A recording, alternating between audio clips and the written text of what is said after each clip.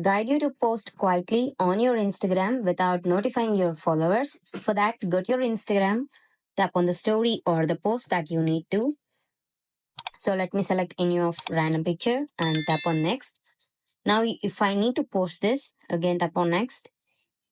And from here, you can see audience or also share on.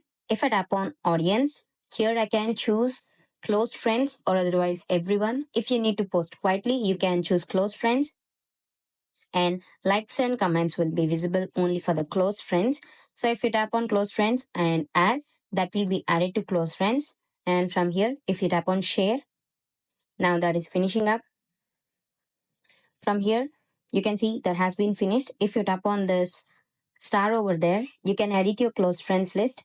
Right now, I haven't added any of my friends or any of my followers to the close friends list.